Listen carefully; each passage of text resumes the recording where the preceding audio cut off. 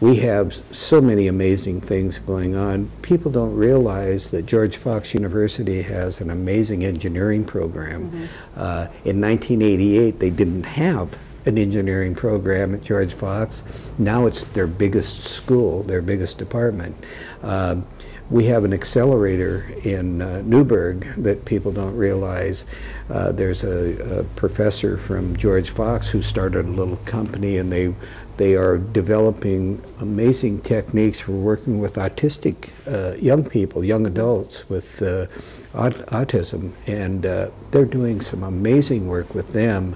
And then we've got a drone operation working out of that accelerator, working with vineyards to help them determine how to their yield off of their vineyards.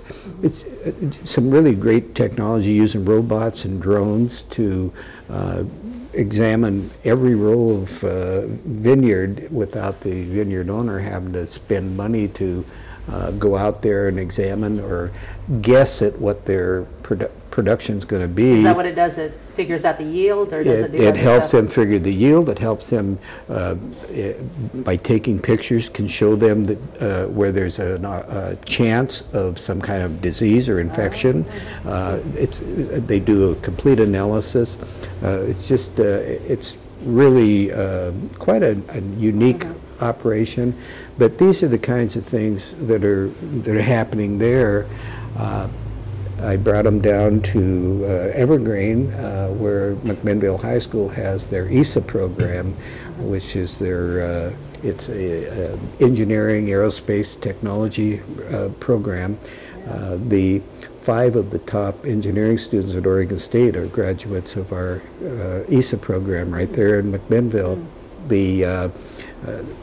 We also were able to Paul Peterson, who is bringing to Yamhill County some technologies mostly related to development of renewable energy, taking the gases. We currently at Riverbend Landfill, for instance, are able to extract methane to convert to, they convert 7 megawatts of power out of that landfill right now. Really? Yeah, but they use these giant Caterpillar generators to do it. What does that mean exactly?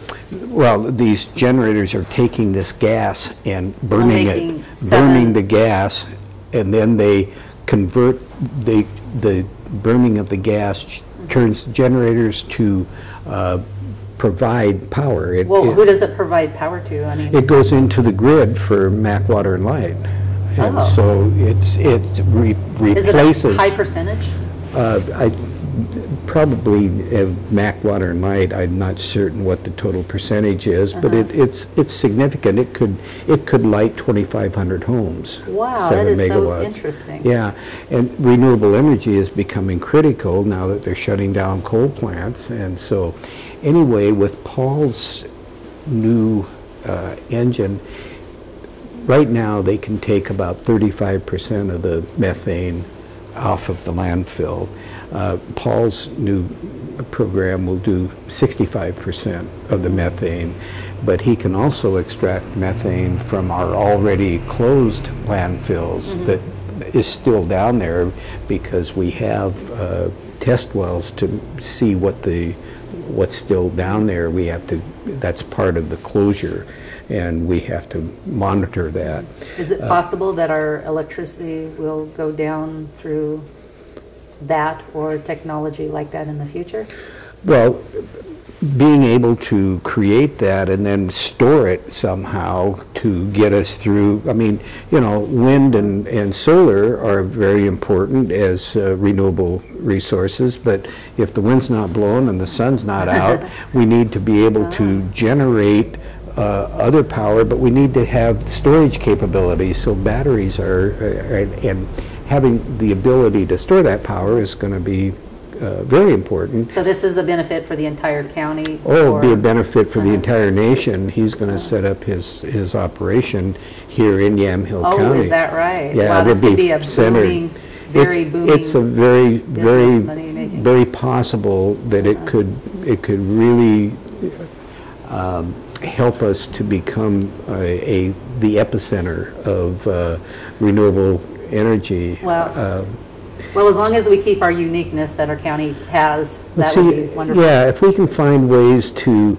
keep the uniqueness of the county, as you said, but develop strategies and develop ways of people to be employed here and have good family wage jobs, Yeah.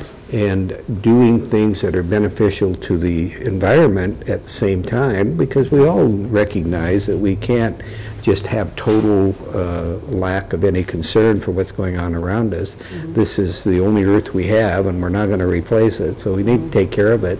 But there are a lot of ways of doing that. And I met with the CEO of PGE not too long ago because, like I said, they're closing their coal plant in Boardman, and they need to come up with more renewable resources for energy. And so I connected them with Paul, and they're working on some strategies. So Wow. there's exciting things going on down in Willamina, Sheridan. We have a brand new innovation center down there at the high school, and the kids down there are so excited about they're working on learning their skills in welding. They've got a tremendous welding program going on down there. They've got a building program going on there. They've got a soil analyzing curriculum going on down there. We've got things going on.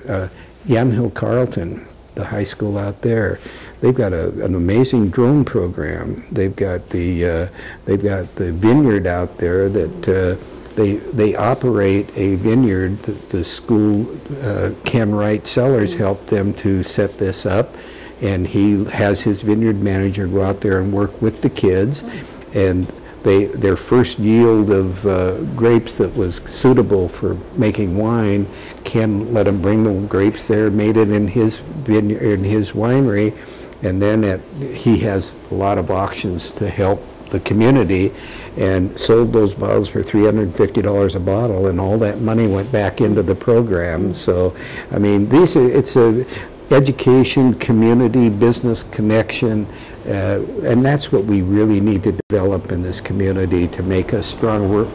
We all have a stake in what's going on.